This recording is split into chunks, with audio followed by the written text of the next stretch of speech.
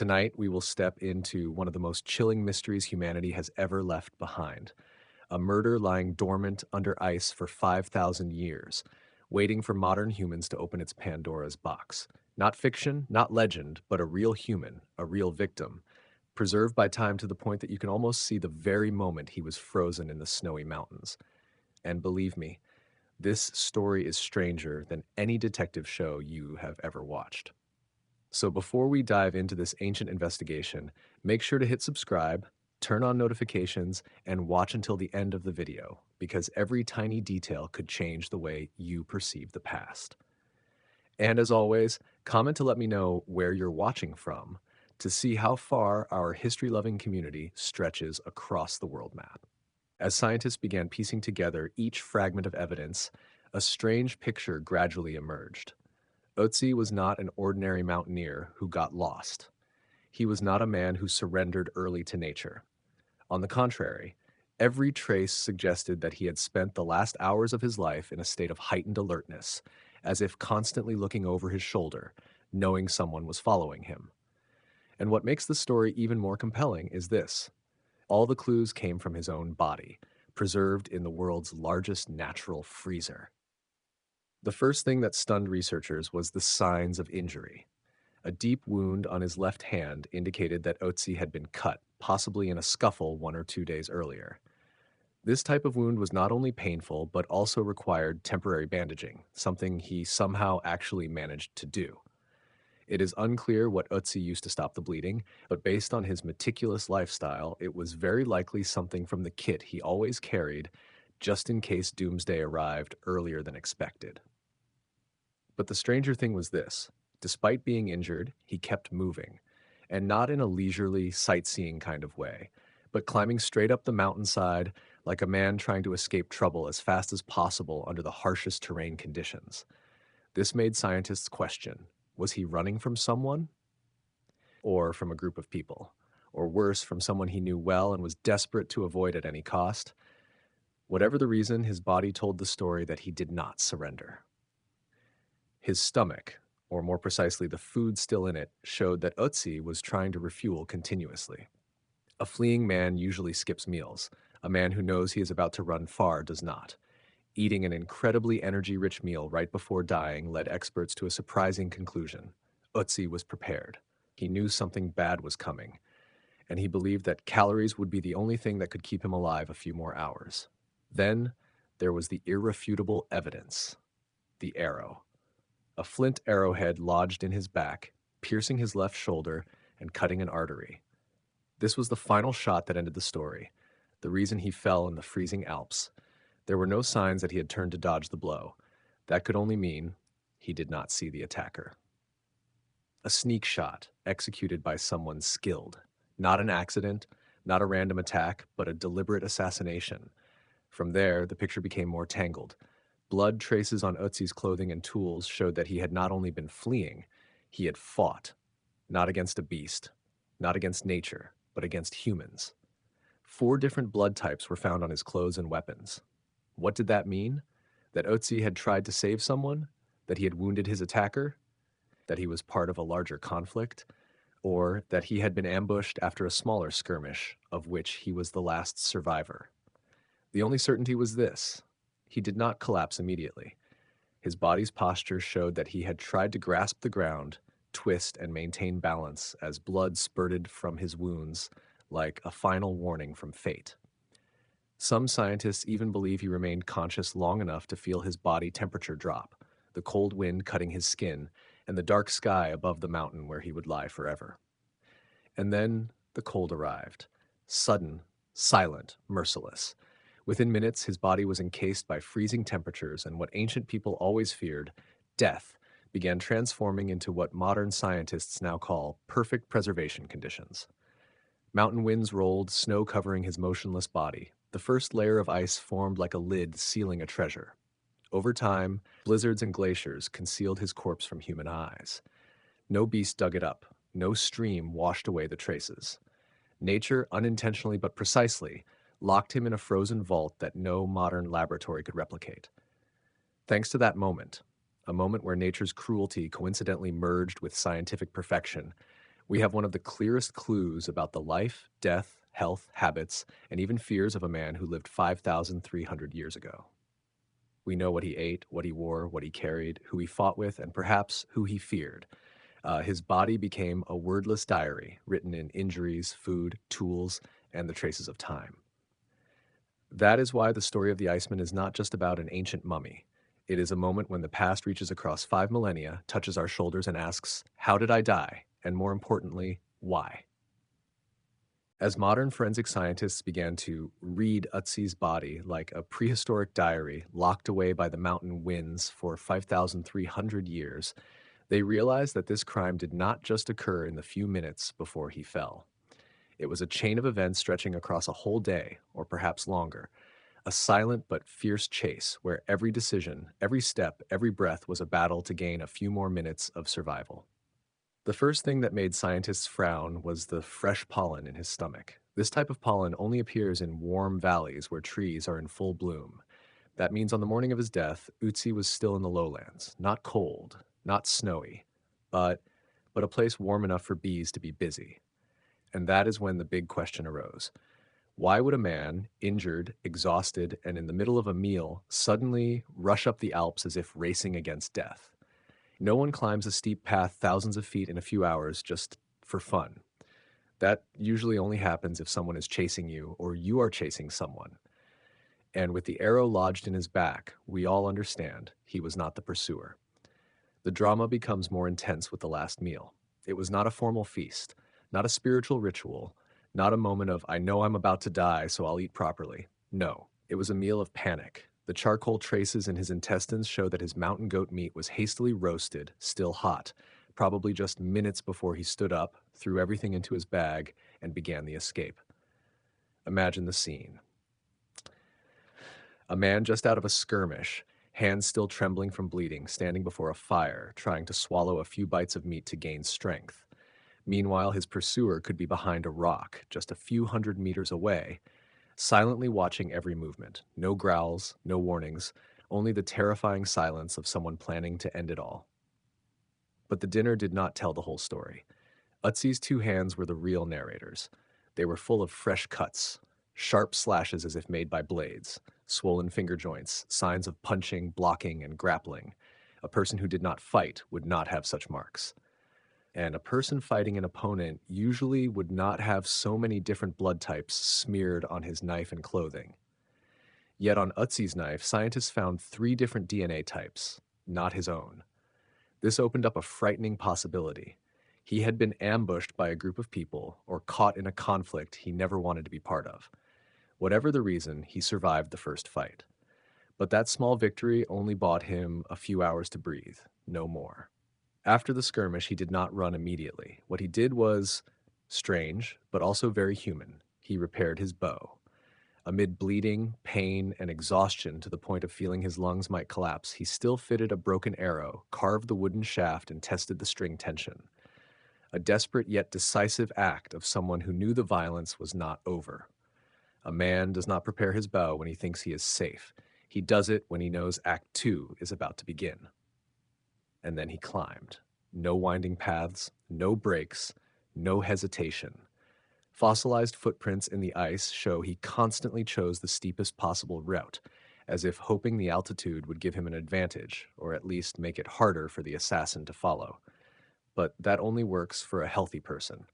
For someone nearly exhausted, it only makes the heart pound as if it would explode and speeds the arrival of death. When he reached the final mountainside, Ötzi was essentially a moving crime scene. Dried blood on his hands, torn skin, breath rasping through the rocks. And then the fateful shot happened. Only one. A single arrow shot from above, precise to the point that it could not be called luck. The flint arrowhead pierced his left shoulder, cutting an artery. Not a misfire. Not a random shot. This was the finishing blow. A person who knew exactly what they were doing. Perhaps personal revenge, perhaps tribal vengeance. Or perhaps simply the Copper Age had many reasons for someone to want to wipe out another. The most heartbreaking thing is that Ötzi probably had no idea. He was climbing, trying to hold on, trying to find a way to survive, while death sneaked up behind him. No footsteps, no change in the wind, just a swift strike, and everything slowed, became heavy and darkened. He collapsed, trying to crawl a few more steps, as if a few more meters in altitude could change the outcome. But the thin air and excessive bleeding made it impossible to continue. When he fell face down into the ice with no time to brace himself, no choice of position, no last words, no chance to look back at the one who killed him, just fell and went still. Yet it was that stillness that led to a miracle. The blizzard covered him, the ice locked him in, the wind did not blow him away, no animals found him. In the millennia that followed, that body did not decay but survived as a message from the past waiting to be discovered. And when archaeologists accidentally found him, they did not just see a frozen corpse. They saw a 5,300-year-old question. Who killed Ötzi, and why?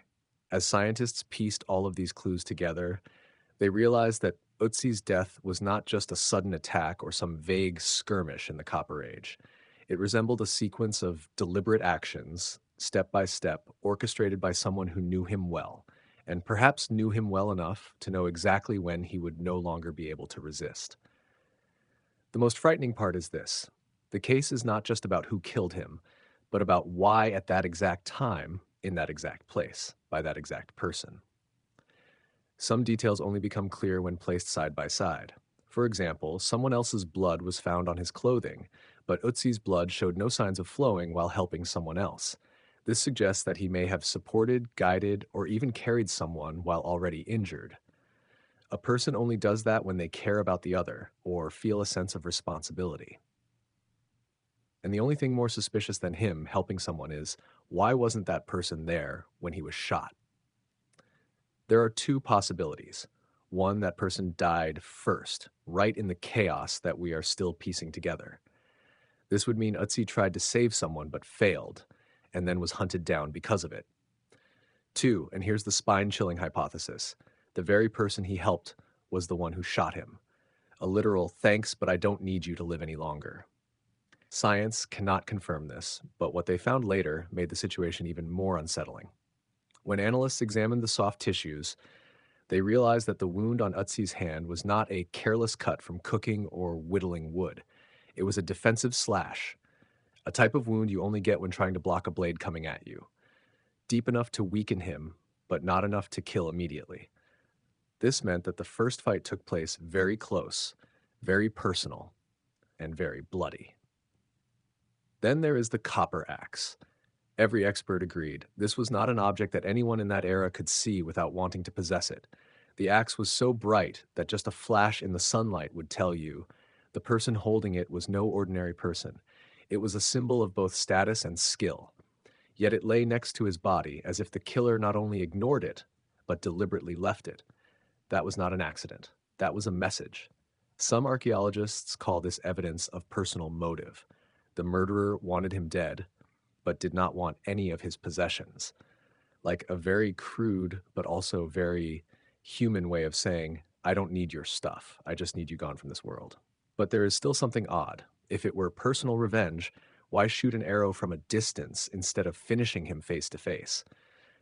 If they wanted to send a clear message, why not take the axe as a trophy, or at least as evidence to show off to their tribe? Unless, and this is what keeps experts awake at night, that person could not reveal that he was the one who killed Ötzi. If he returned to the tribe with a fresh wound or signs of the battle, or worse, with the axe of the recently dead, the next death might very well be his own. This clarifies the context of the crime. Not an ambush by a stranger, not a resource dispute, not random violence. This was an internal execution, a kind of silent but ruthless conflict, where everyone knew who was who, and betrayal was more obvious than dinner. What is astonishing is that the evidence in the stomach shows that a few hours before being killed, Ötzi had eaten a warm and hearty meal. A meal you would only prepare if sitting next to someone close enough to share fire, food, and a rare moment of peace in a life full of danger. In other words, he did not flee into the mountains in panic from the start. He departed from a safe place with someone he trusted, and that same person knew when he would stop, knew which path he would take, and knew his climbing speed when exhausted after the first fight. A stranger could not know these things. Only a companion could. And what makes the final scene even more tragic is not the arrow lodged in his back. It is the image of him collapsing, alone, in the freezing cold, while the betrayer walks away without looking back, completely confident that no one would ever know the truth. For thousands of years, he was right. Then forensic technology appeared, and the ice spoke. What the snow hid, the blood revealed. What the copper axe remained silent on, the soft tissues spoke. What the killer thought was erased, history recorded in every detail.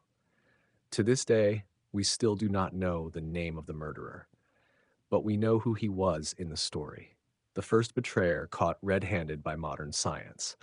And Ötzi's greatest tragedy was not his death. It was that he had shared his last meal with the very hand that later drew the bowstring behind his back. Just when scientists thought they knew everything there was to know about Ötzi, he continued to turn the page to an entirely new chapter, completely unintentionally, as if he had never accepted that the mystery of his life would end so easily. Perhaps what makes his story extraordinary is not the arrow, not the location of his body, and not even the fact that he was preserved almost perfectly. What makes Ötzi a one-of-a-kind case is the way he touches our imagination, deeply, chaotically, and sometimes contradictorily, just like the human nature from prehistoric times to the modern era. Looking at his body, researchers realized they were not merely looking at a mummy. They were looking at a life. The calluses on his hands reveal hard labor. Cracks in his ribs disclose accidents or unavoidable impacts from living among rugged mountains. But interwoven among all these marks are subtle signs showing that he also knew how to enjoy life. Personal objects found beside him, from the bright copper axe to the carefully sharpened flint knife, show that he valued skill and craftsmanship.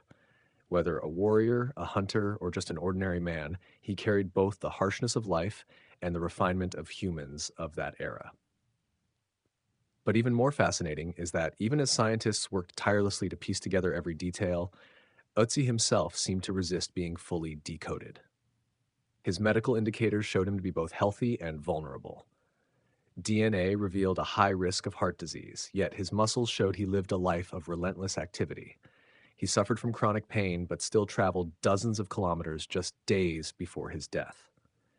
Each new discovery seemed like an answer accompanied by an even bigger question. It was this contradiction that made him profoundly human. And then there is the copper axe, a small item, but one capable of changing the entire picture. It was not an ordinary tool. It was a symbol of status, something that anyone else would immediately recognize. If he had been killed for loot, the attacker would not have left such a valuable item behind. Yet they did.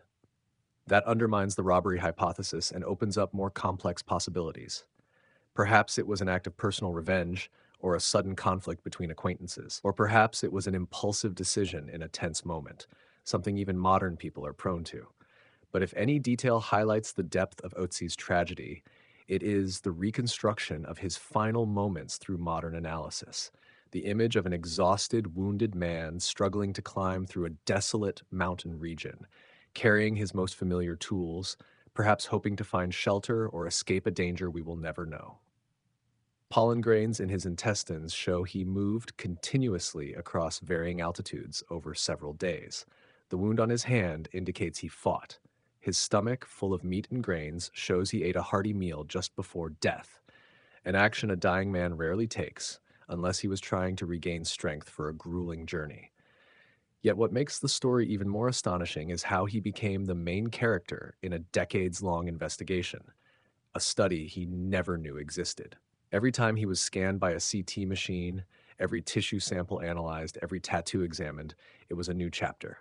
A 5,000-year-old man had unintentionally become a source of data transforming both archaeology and forensics, as if fate had chosen him to be the spokesperson for an era without writing, without chronicles, only the faint traces of stone and bone. But the greatest paradox is this. The more data we collect, the more we realize there are gaps that will never be filled. We know what kind of meat he ate. We know the position of the arrow that pierced him. We know he had been injured multiple times, but we do not know who killed him, why he was killed, or what his feelings were in his final hours. We do not know if he had children, if he had friends, if he had dreams. Those things dissolved into the snow 5,000 years ago, and no technology can restore them. And it is precisely that emptiness, the unbreakable silence, that makes Ötzi's story eternal. For thousands of years, he was just a cold human swallowed by ice. But now he serves as a powerful reminder that sometimes history is not about what we know, but about what we cannot know. His death is not just a case, it is a mirror reflecting the fragility, the violence, the resilience, and the mystery of humanity itself. And perhaps that is why we cannot take our eyes off this story. Ötzi was not a hero, not a king, not a prophet. He was just an ordinary man caught in an extraordinary moment, and it is that ordinariness that makes him more memorable than any monument. He is proof that even the most anonymous people can tell the greatest stories. If there is anything that makes Ötzi extraordinary, it is the way he defies every stereotype we have ever assigned to prehistoric humans. Previously, people envisioned a vague, tranquil society, like a painting on a cave wall, where everyone lived side by side, with nothing more complicated than lighting fires and gathering forest fruits. But his appearance tore through that romantic veil in a chillingly ruthless way. Every detail collected from his body, from the skin to the axe, from the tattoos to the traces of his last meal, not only tells the story of one man, but also tells the story of an entire civilization, far more complex than we had imagined. Perhaps the most shocking thing is that he carried both fragility and sophistication at the same time. His clothing shows a deep understanding of the alpine environment. Water-resistant goat skins, a belt made of plant fibers, a jacket woven from dry grass, all not random, but the result of generations of accumulated knowledge. The cords were tied in a very specific way to prevent snapping while climbing steep slopes, and his shoes were stuffed with grass for insulation, a design that many modern studies consider on par with the best contemporary outdoor thermal technology. This forces us to recognize that our ancestors were not primitive. They were simply sophisticated in a way suited to the world they lived in. Looking at the tools he carried, one sees astonishing careful planning. A compact but sharp flint knife, a partially finished arrow, a small pouch containing mushrooms, charcoal, and natural substances used for healing. Ötzi was not merely a traveler. He was a craftsman, a warrior, a survivor, and perhaps a healer of himself. The line-style tattoos along his joints, identified as traces of a pain relief method similar to acupuncture, show that he understood his body better than we might have thought. This highlights a truth. People of that time were not passive in the face of pain. They sought to cope, adapt, and heal. Yet alongside that sophistication is the shadow of violence and conflict that Ötzi carried into the mountains in his final hours. The wound on his hand indicates a scuffle.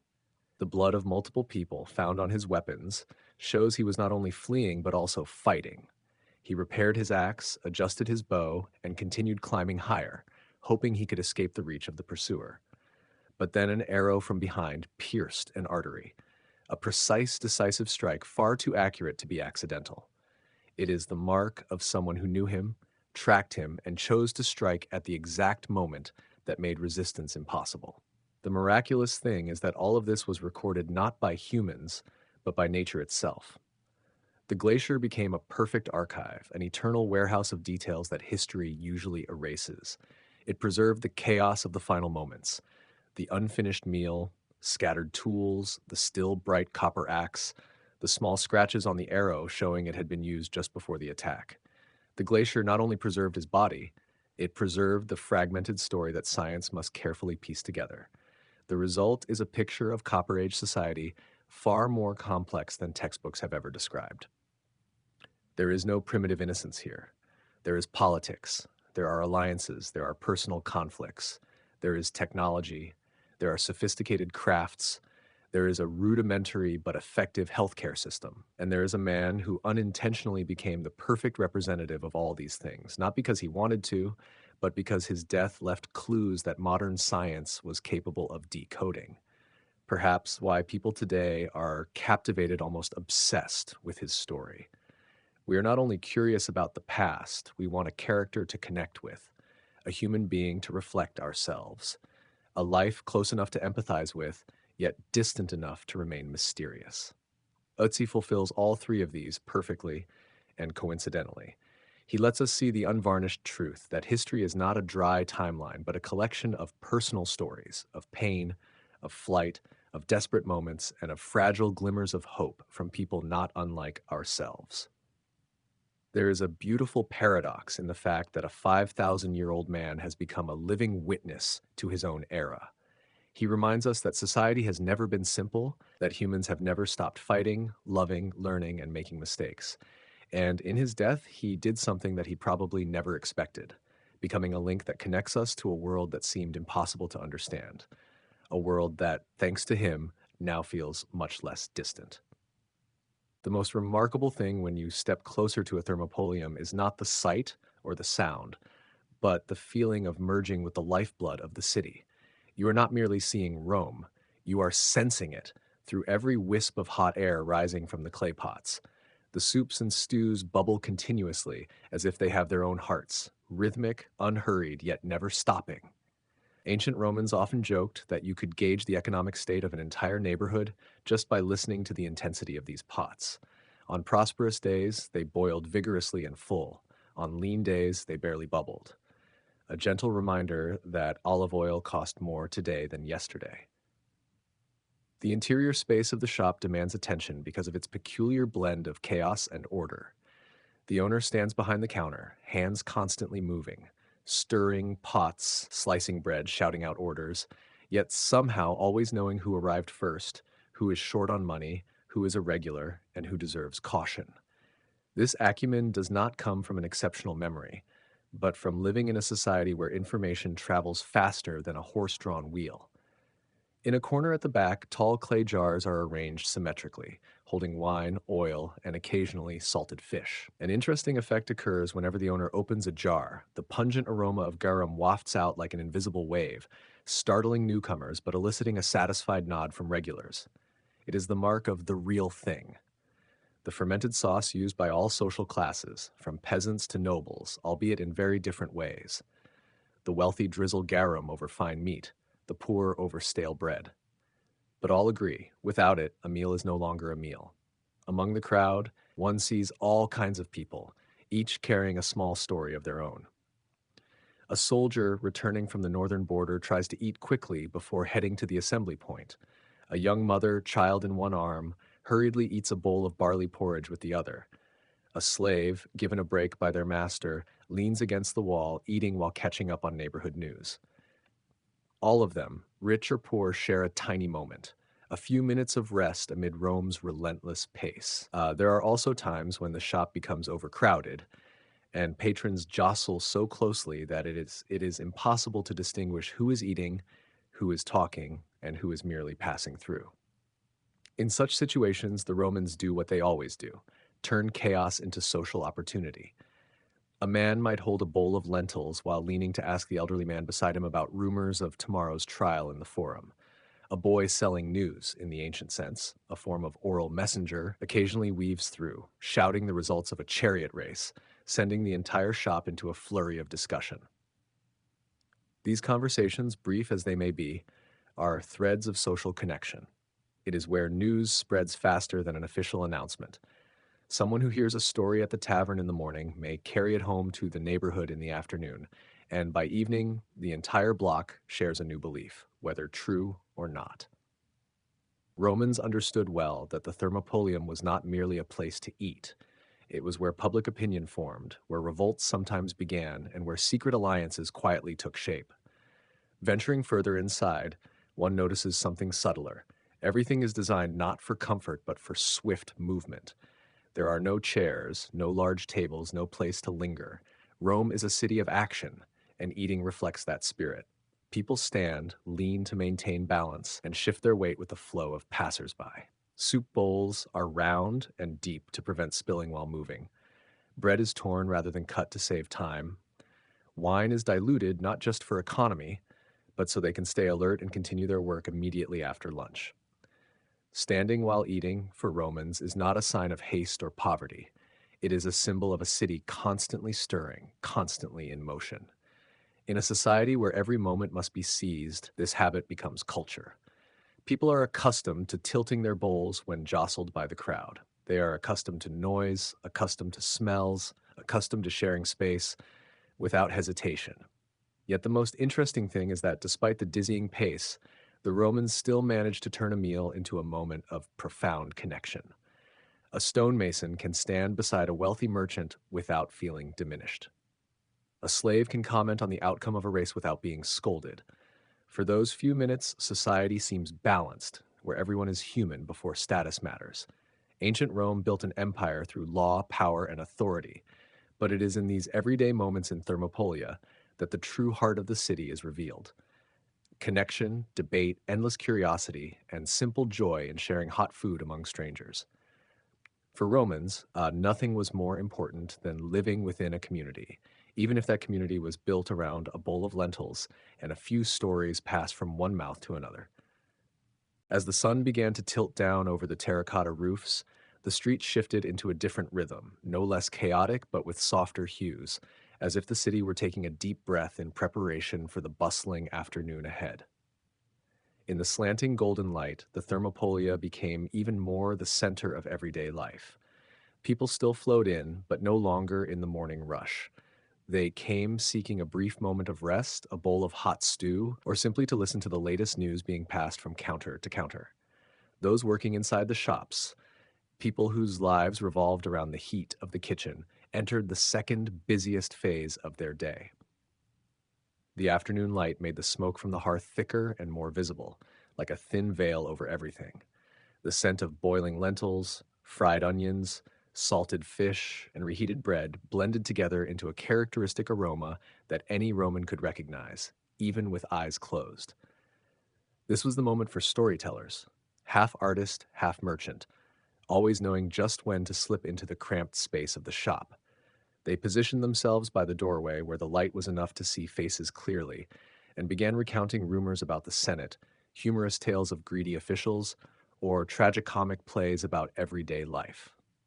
The crowd, though weary, laughed and listened, as if after a long day they had found the simplest relief here, amid the scraping of spoons in pots and the clatter of clay bowls on counters. Meanwhile, in the kitchen, the owner and assistants continued their endless rhythm. They seasoned the stews again, checked the softness of the barley, added water to the low pots, and occasionally shouted to coordinate the apprentices. None of them thought their work could become part of history's story. Yet it was these unnamed people who nourished the heart of Rome, a colossal city sustained by the labor of its humble class.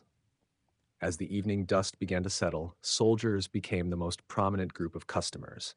Still in armor, or at least sweat-stained tunics, they streamed into the shops like strong gusts of wind, bringing boisterous laughter and tales from the training grounds. They always ordered puska, a sour, refreshing drink, and sipped it in large gulps as if it could wash away the afternoon heat. Each time they raised their cups, the clinking sound struck like a rhythm that kept the entire tavern lively. Nearby, housewives or poor women carrying empty baskets stopped to buy the cheapest stew to take home for their families. They had no time to linger, but the grateful look in their eyes upon receiving a bowl warm enough to pierce the approaching night spoke louder than any words of thanks. The owner, though always frowning and brusque, rarely let anyone leave with too meager a portion. He understood that in this crowded city, kindness did not make anyone rich, but the lack of it could make others much poorer.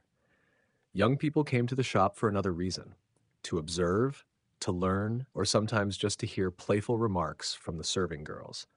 On a street where time always seemed to run, these simple moments of laughter brought a rare sense of closeness. A teenage boy might sip a few spoonfuls of stew while staring at the storyteller performing the latest song, imagining another life, a life not spent lifting heavy water jugs every day. As the sunset deepened into purple, Rome entered a moment of transition. This was when the Thermopolia looked most beautiful, not for their splendor, but for the strongest sense of community. People, from wealthy to poor, found themselves inadvertently standing under the same awning, smelling the stew, drinking the same watered wine, listening to an old song or a long tale about some god. And this is what made these humble eateries an inseparable part of Rome. They were not just places to eat, but intersections of life, where all social classes accidentally blended together in the simplest moments of existence.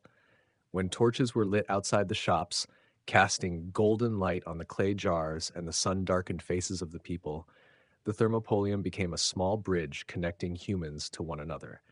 Despite their different lives, despite their differing dreams, they found a sense of belonging here, amid the aroma, the noise, and the warmth of a stew cooked with heart. As night spread across the rooftops of Rome, the city did not cool. It simply donned a different mask.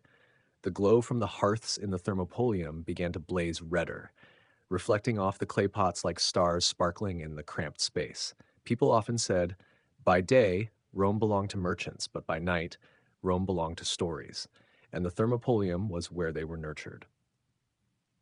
Evening was when weary souls sought the last warmth before darkness swallowed the city whole.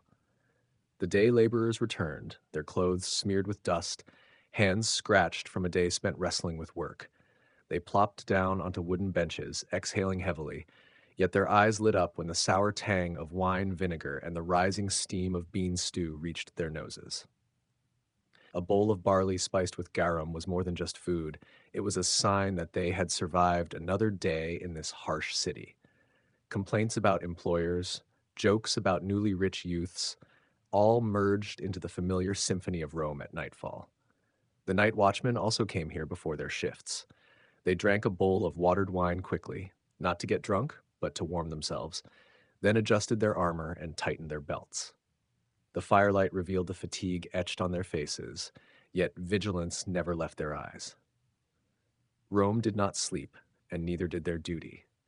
Outside the shop, the clatter of hobnailed boots on stone echoed like the city's heartbeat, steady, heavy, and full of responsibility. But it was not only laborers or soldiers who appeared at this hour. Night brought other faces, street vendors trying to sell the last of their fruit, poor women carrying small children in search of the cheapest food, freedmen striving to build a new life in a Rome that was not always generous. They clustered in small groups, sharing their own stories over a bowl of hot stew, as if what they sought was not sustenance, but existence in the eyes of others. And then, in the corners of the shop, sly figures began to appear, those who thrived on the chaos of the night. Though the thermopolium offered a sense of safety, it could not escape the wild nature of Rome. A young, thin boy with sharp eyes lurked near the door. No one saw him take anything. That was his advantage. In moments when patrons laughed loudly at a joke, or when the owner turned his back to add salt to a pot, his hand slipped into the shadows with a small purse. Such thefts happened so frequently that no one was truly surprised anymore. They just sighed, muttered a few curses, and continued their meal, as if it were the price of living in the bustling heart of the world. In stark contrast to the pickpockets was another group of customers, wandering performers. The night was their stage. A young man held a bronze cup, tapping a light rhythm on the stone counter, humming a song about the love between Bacchus, the god of wine, and a mortal girl. His voice was not perfect, sometimes drowned out by soldiers' laughter or the clanging of pots and pans, yet whenever the crescendo came, the entire shop seemed to pause for a few seconds, enough for someone to toss a few coins into the cup. At the entrance, a small comedian mimicked the voice of a high-ranking official, making a group of merchants laugh so hard they nearly spilled their bowls of stew. A little further in, an older storyteller sat leaning against a stone pillar, eyes sparkling as he recited epic passages he had memorized in his youth. He read not to earn money, but as if to remind himself that the world was more than daily troubles. These performers made the Thermopolium a meeting place of life, life in its truest sense. Yet Rome always carried unforeseen risks. A loud scream from the adjacent street startled everyone. A panicked horse, pulling a cart loaded with vegetables, dashed through the narrow road, forcing people to scatter like water breaking through a dam. The wheels ground on stone with a deafening roar, baskets of fruit tumbling to the foot of the hill. The frightening part was not the accident itself, but that it happens and so often that residents had grown accustomed to dodging it as a survival reflex. Worse still were the fires. A misplaced charcoal brazier on a balcony, a strong gust of wind catching a curtain, and suddenly the upper floor of an insula erupted in flames. Thick smoke curled down the narrow streets, forcing everyone to clutch their bowls and plates while running in panic. All of this seemed overwhelmingly chaotic, Yet strangely, the Romans accepted it as an inevitable part of life, like the sound of water in public baths or the hammering from construction sites. And that is why the thermopolium, though modest, was so vital. It was a small anchor amid the chaos, a place to remind each person that they still existed within a community, a place where laughter could drown out danger and the warmth of a stew could ease the fatigue of a long day. At closing time, the torch outside the shop dwindled, leaving a weary golden glow on the stones. The owner dusted flour from his hands, extinguished the embers, and gazed down the empty street, where just moments ago laughter had filled the air. Rome never slept, but the Thermopolium did, and it slept with the promise that at dawn, the wheel of life would turn again, and the shop would once more hold the soul of the city. As the morning light gradually spread across the rooftops of Edito, the sounds within the barracks began to stir in rhythm with the new day. The Ashagaru awoke, not to the sound of bells or alarm drums, but to the authoritative silence of discipline. One hand gently smoothed a neatly folded futon, another arranged shoes and armor. Every detail, from bowls and chopsticks to scraps of cloth, had to be in its proper place. Their discipline was without voice, without meaningless movement, only silent, steady preparation. Every step, every bow, was repeated like a quiet ritual. Breakfast, though simple, remained central. Bowls of steaming white rice were neatly placed before each person, alongside steaming miso soup. Occasionally, there were pickles or dried fish, representing the territory's minimal care for its warriors. No one spoke. No one laughed. They ate to live, to nourish their bodies with enough energy for a long day of training and guard duty. The warmth of the rice, the scent of fermented soy paste, and the rising heat from the soup blended in the quiet air, creating a rhythm unique to the barracks. Immediately after breakfast, the barracks yard became a stage for discipline. The Ashagaru held their spears, moving in unison, knees bent, shoulders relaxed yet firm. They practiced each thrust, each sweeping motion, each diagonal strike, repeated precisely so body and mind were synchronized. There was no hurry, no overzealousness, only persistence and unified rhythm. The sound of wood striking wood, steel scraping steel, heavy breaths and sweat dropping onto the gravel echoed like a warrior's symphony, steady yet vibrant. Rookies, initially clumsy, faced the stern gazes of veteran warriors. Each misstep was corrected immediately, without complaint, only keen eyes and careful nods. This strictness trained not only the body but the mind.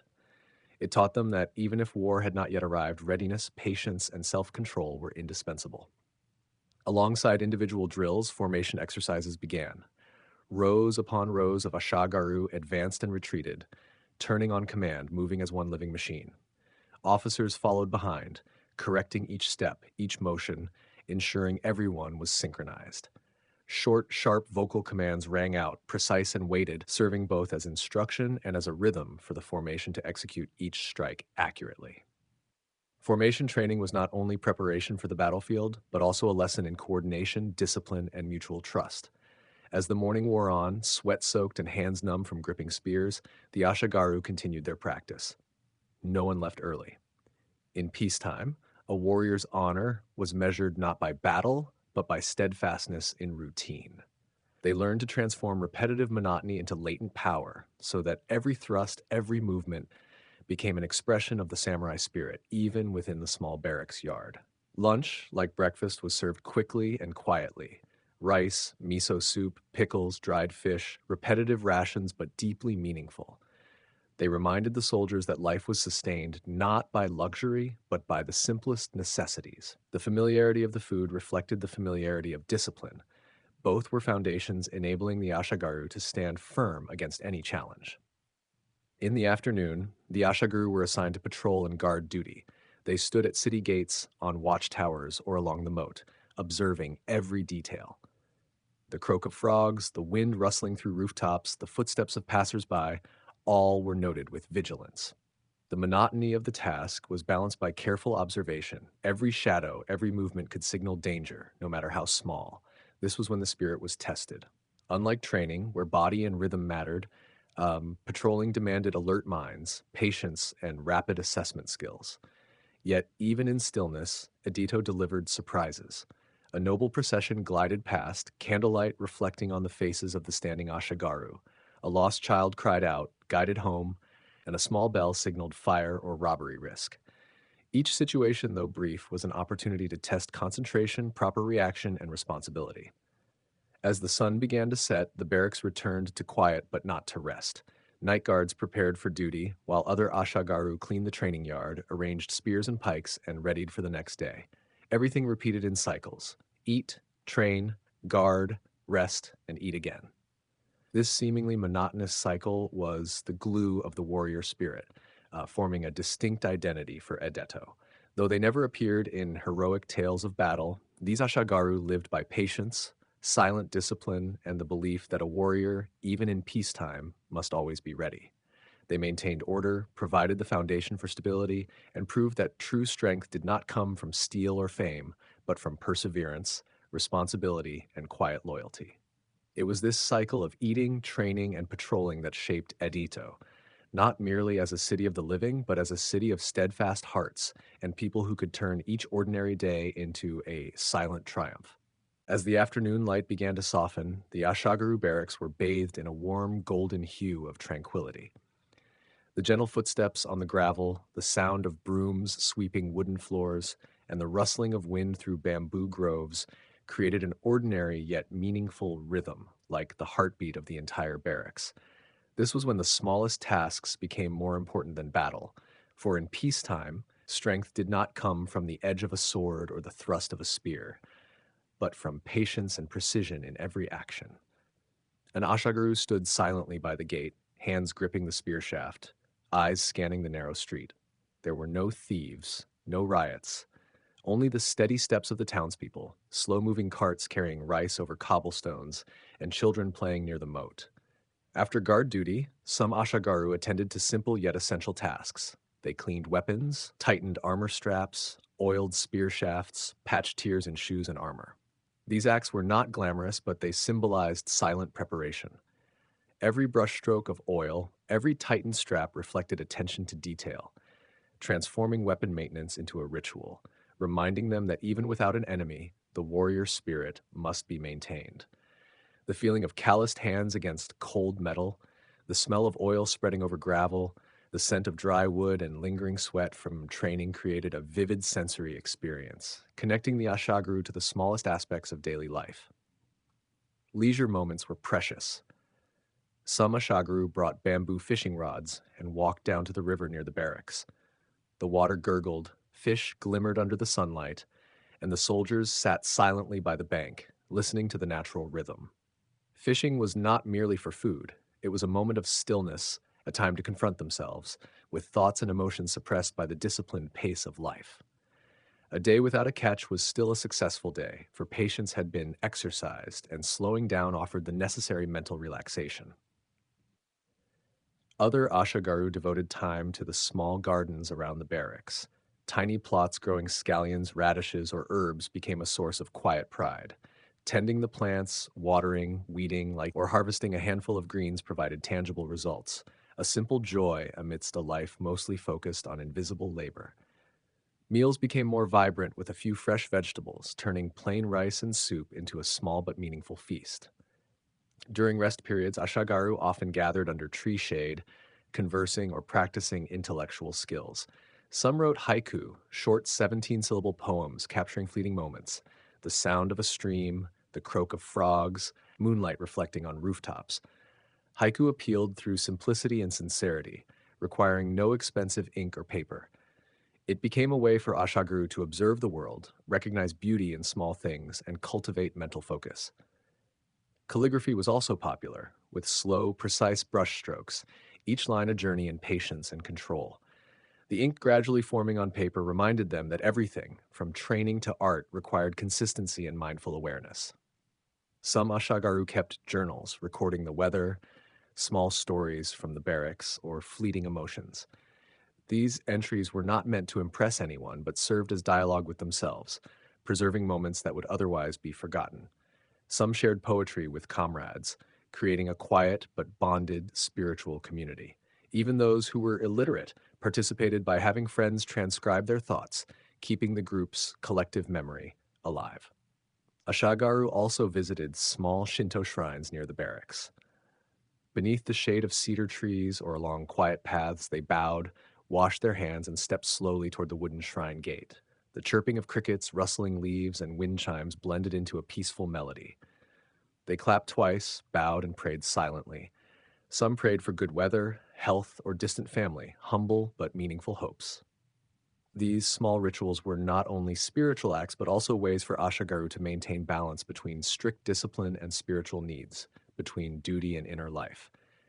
Even in retrospect, the simplest actions, fishing, tending weapons, writing poetry, or visiting shrines, contributed to shaping the Ashagaru as warriors, not on the battlefield, but within the rhythm of daily life. Their strength did not come from battles, but from steadiness, patience, and the ability to live in order. They were warriors of peace, keeping Edo safe not only physically, but also balanced spiritually. Every meal, every exercise, every quiet moment built a solid foundation upon which a peaceful world could exist. During the Edo period, when war was rare, the Ashagaru teach us this. Strength is not always visible. It often exists quietly in humble actions, in patience, and in the ability to find meaning in the simplest things. It was these moments of stillness that shaped their hearts and minds, making each Ashagaru a silent yet invaluable symbol of peace and order. As night fell, the Ashigaru barracks sank into a space of silence, broken only occasionally by the rustle of wind through bamboo, the sound of footsteps on gravel, or the quiet laughter of men gathered around the hearth. This was the moment when the rhythm of barracks life became clear. No gunfire, no defeat, only the steady breathing of people accustomed to living with discipline and stillness. Lanterns hung before the wooden gates cast a soft yellow light, creating long shadows on the worn wooden floors. In this light, even the smallest details became significant. A smile exchanged between comrades, a careful gesture while pouring a sip of sake, or the trembling script of a just completed haiku. During peaceful evenings, Ashigaru often gathered in a small corner, sharing food, talking about family, the rice fields in their villages, or the wives they hoped to marry one day. There were no heroic tales of victories or famous battles. Instead, there were simple moments, evoking a peaceful world beyond the barracks walls. These stories became a kind of internal ritual, creating a deep bond among those who lived, endured, and strove together to maintain order in the barracks. Comradeship here was neither formal nor forged solely by warfare. It arose from bonds in everyday life, sharing a meal, giving up a sleeping space, borrowing tools without reminders, or quietly tolerating the annoying habits of the person beside them. In a cramped space where privacy was nearly non-existent, small disagreements were quickly resolved, and closeness became a mental safeguard. Older Ashigaru often acted as informal advisors, passing on small tips: how to tie armor so it wouldn't loosen, how to stretch rice rations when pay was delayed, or how to fold a futon neatly to avoid reprimands. These lessons taught not only survival, but also how to live within a community, a crucial skill for lasting peace. Evening was when the barracks came alive in its own way. A small group gathered around a cheap sake jug, sipping carefully and speaking in hushed tones. Another group played shogi, sliding pieces gently across worn wooden squares, concentrating so intently that anyone passing by had to restrain their footsteps. Laughter echoed softly, enough to create a warm atmosphere without breaking discipline. On cold nights, Ashigaru huddled around the hearth, sharing roasted chestnuts, chatting about superiors, or debating which local festival had the best food. In those moments, hierarchy seemed to vanish and they became ordinary men, sustaining camaraderie together, a strange yet deeply ingrained family life. The space outside the barracks also offered important experiences. Local Buddhist or Shinto shrines were not only places of prayer, but also of mental training and nurturing inner life. Small ceremonies, bowing before duties, hanging a talisman on a spear, or quietly writing a haiku all reminded them that they were human first and warriors second. Listening to chants echo from the main hall, Ashigaru felt relief in their hearts, a sharing of life's burdens, even if only for a few moments. During special festivals, they joined villagers, offering New Year's tributes, lighting lanterns to honor ancestors, or participating in summer ceremonies. Whether warrior or civilian, they sought connection with something beyond themselves. In peacetime, these activities became more important than any battle. They shaped the rhythm of life, helping Ashigaru maintain mental balance. They learned to accept limits, cultivate patience, and develop imagination alongside physical training. An Ashigaru could stand guard at the gate, clean weapons, then step into a quiet corner to write haiku or practice calligraphy, finding value and peace in every action. Even short poems, deliberate brushstrokes, or small gems from the barracks garden became evidence of the ability to find beauty in the most ordinary things. Prolonged peace also created a spiritual paradox. Ashigaru were trained to fight, but the real opportunity to display strength hardly ever arose. Shiny spears, carefully maintained armor, all symbols of preparation, yet never tested on the battlefield. Some young recruits, full of adventurous desire, felt stifled by the steady and safe pace of life. However, they learned to redirect their energy toward practical tasks, weapon maintenance, skill training, and participation in spiritual rituals. Patience and humility were cultivated in subtle, silent ways, yet more profoundly than any battle could achieve. Over time, Ashigaru recognized the value of maintaining peace. They were the silent pillars of society, warriors without war, yet indispensable. Their presence at gates, warehouses, shrines, or public works reminded the people that peace was not natural. It was maintained by those who endured, remained patient, and stayed loyal, people who quietly upheld order, stability, and the survival of the community. As the barracks settled into silence, Ashigaru sat by the hearth or watched the faint glow of dying embers through the window, reflecting on their legacy. There were no victory songs, no badges, no heroic legends, but it was their calmness, loyalty, and quiet strength that shaped a profound era. They were warriors without war, yet irreplaceable pillars, maintaining the rhythm, faith, and peace of a Dado, from the smallest deeds to their silent but essential presence. Inside the small papina, the space was not meant for silence. The smells of smoke, oil, wine, garum, and freshly baked bread mingled in the thick air, sweeping away all barriers and hesitations of the customers. Each layer of scent clung to hair, clothing, and skin, creating a membrane separating the outside world from the reality inside the tavern. This was a miniature Rome where all working classes gathered, regardless of where they came from or the burdens they carried. They did not need to don noble robes or wear high status badges. They only needed a bowl of porridge, a piece of bread, and a moment to live, to feel that they were still human in this vast but harsh world. The tavern owner, broad shouldered and with a resonant voice, moved like a conductor through a chaotic symphony. Every gesture had a purpose: lifting a pot lid to let steam rise, ladling hot stew for customers, pouring wine, calming a complaining laborer, or reminding a newcomer not to push. He coordinated everything with sharp eyes, his voice creating a rhythm that made all seem orderly, despite the apparent chaos. Below him, his assistant moved skillfully, ensuring the porridge pots did not overflow, bread was replenished in time, and wine flowed steadily into small clay cups. The Pepina was not just a tavern, it was a stage for survival. Workers came here after a day of laborious work: dockhands, shoemakers, cart drivers, or rice harvesters for wealthy families. Each bowl of porridge, each sip of wine brought temporary warmth, helping them extend their strength and gather energy to face new burdens the next day. Bean porridge, bubbling lentils, chickpeas with herbs, or bits of meat mixed with garum were not just food, they were life, comfort, the daily rhythm of a city that never slept. Bread, torn into pieces, served as an improvised eating tool, helping to scoop up the remaining sauce. Garum, the pungent Roman fish sauce, soaked into the food and air, blending all flavors into a salty, lively symphony. Customers laughed, sometimes argued, sometimes debated over dice or chariot races. The noise, shoving, and clattering of bowls and plates rang like drums, uniting everyone into a vibrant community where all felt the presence of others, support, and sometimes competition, but all merged into a shared rhythm. In another corner, a few men squatted around a small table, feverishly rolling dice, chatting and laughing, hands blistered from a day's labor, still holding the dice firmly. Their cheers echoed in the narrow space, adding to the lively and energetic atmosphere.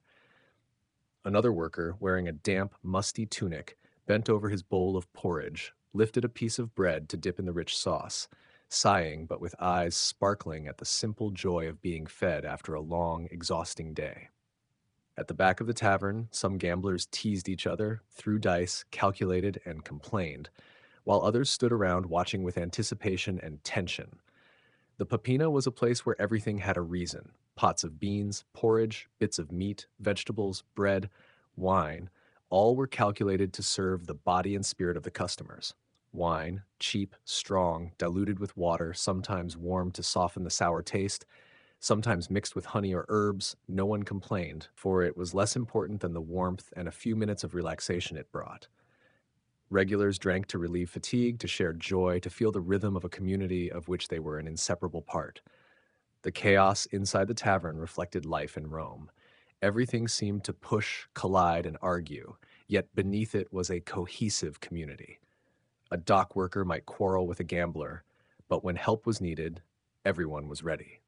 A beggar might warm his hands by an oil lamp, while others ladled extra porridge for him without prompting. In the Papina, wealth, status, or power seemed to vanish. Only basic needs and the most human relationships remained: eating, drinking, sharing, living. Outside, the cries of street vendors filtered into the tavern, but inside, the rhythm of the Papina prevailed. Steam rose from simmering pots, smoke from charcoal curled around the ceiling, while flickering light from oil lamps created an atmosphere both chaotic and warm, harsh yet full of humanity. This was the real Rome, where laborers found warmth and vitality amid long, exhausting days. And in moments like these, the Papina became more than a tavern or eating place. It was a place of connection, of community, where people were recognized not by status or money, but by presence, by sharing joy, sorrow, and life together. Amid the distinctive scents of garum, porridge, bread, and wine, in the laughter, clatter, and minor disputes, Rome's working class found strength, comfort, and a sense that they still belonged to a world, temporary but alive. The Papina was not luxurious, not grand, but essential. It symbolized the vitality, survival skills, and community spirit of Roman laborers. Each bowl of porridge, each dice roll, each drop of wine, all reminded that even in the simplest and most chaotic things, people could find rhythm, joy, and meaning. The Papina was the heart of the working class, the pulse of common Rome, where ordinary people became witnesses, keepers of life's rhythm, and sometimes silent heroes in the everyday story of the eternal city.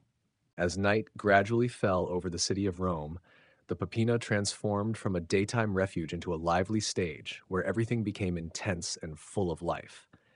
The flickering light from oil lamps created shimmering halos, illuminating faces flushed from wine, the heat of the kitchen, or the exertion of a long day's labor.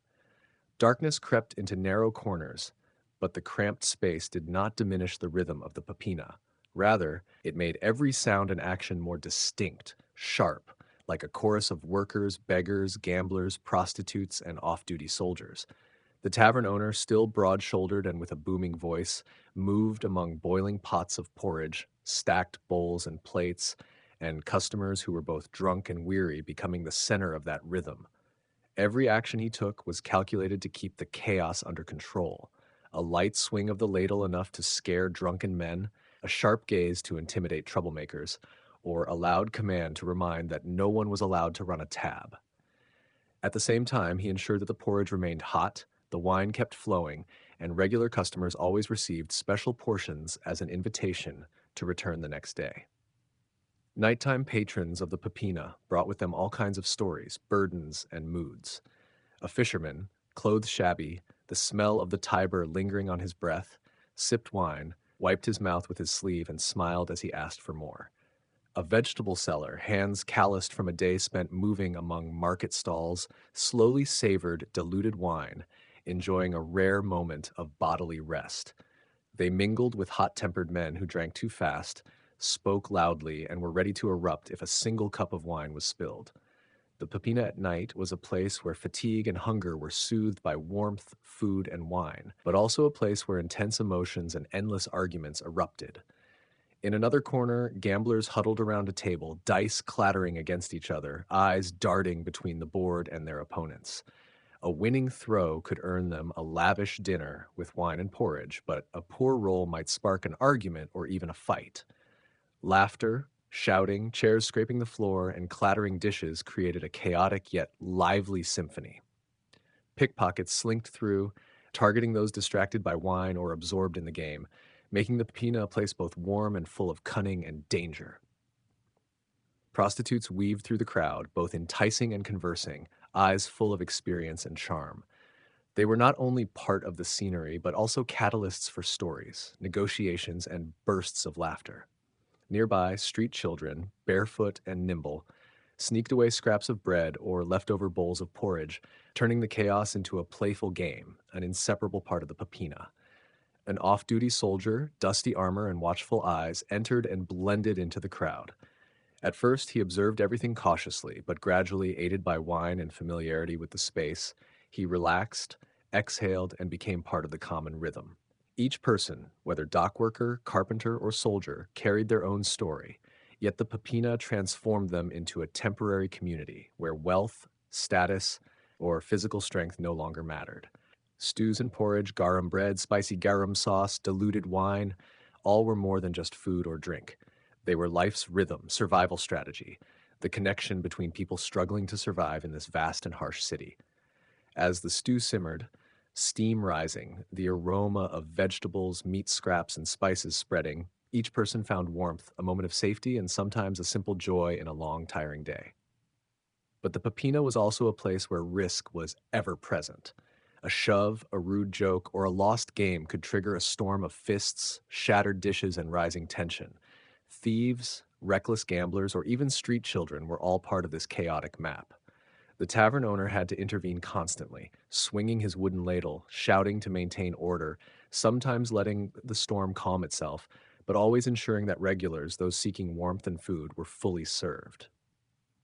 The Papina was the fusion of all shades of Roman working life: fatigue, hunger, passion, risk, joy, and survival. It was not just a tavern, it was a miniature world where everyone belonged to the same current, regardless of class, occupation, or age.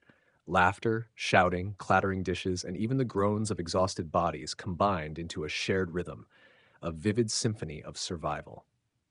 When the night ended, the tavern owner closed the doors, seeing customers out with curt farewells, yet the warmth, the scent of food, and the rhythm of the papina lingered in everyone's mind. Glowing coals, stacked dishes, the faint smell of garum on walls and floors, all reminded that the papina was where ordinary people found warmth, shared joy, faced risks, and lived fully in each moment. It was the heart, the pulse, the stage of survival for Rome's working class, a chaotic yet genuine place where everyone found a part of themselves. As night fell over the narrow streets of Rome, the papina gradually appeared as a warm glow amid the sea of darkness. Inside the cramped room, steam rose in swirling clouds from the simmering pots, mingling with the heady scent of wine and the pungent aroma of garum, creating a thick, almost tangible atmosphere that enveloped every weary body. Laughter, cursing, chairs scraping the floor, and the clatter of bowls and plates were not just sounds, but the heartbeat of the tavern, a chaotic yet lively chorus. Here, survival was measured by every drop of wine, every spoonful of stew, and every cunningly exchanged anecdote. The tavern owner, standing amidst it all, was not merely a server. He was the center of that rhythm, both managing and protecting. A swing of his wooden ladle could scare drunken men, a sharp glance could control troublemakers, and a loud shout could prevent a storm of violence before it erupted. Yet he also knew how to indulge regulars. An extra ladle of hot stew, a full cup of wine, a smile, or a playful remark. Every action of his balanced delicately between order and chaos. In the Papina, everyone carried their own story. A fisherman still smelling of the Tiber sipped wine, wiped his mouth with his sleeve, and asked for more. A weary dock worker, back aching from unloading goods all day, recounted a delayed ship, missing grain shipments, and rising prices. A prostitute, eyes mischievous, teased customers with stories sharper and wittier than any man in the room.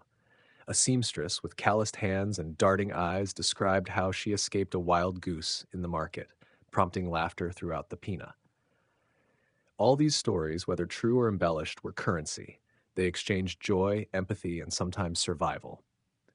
In a corner, gamblers huddled, dice clattering on the table like sparks ready to ignite. A bad throw could spark a quarrel.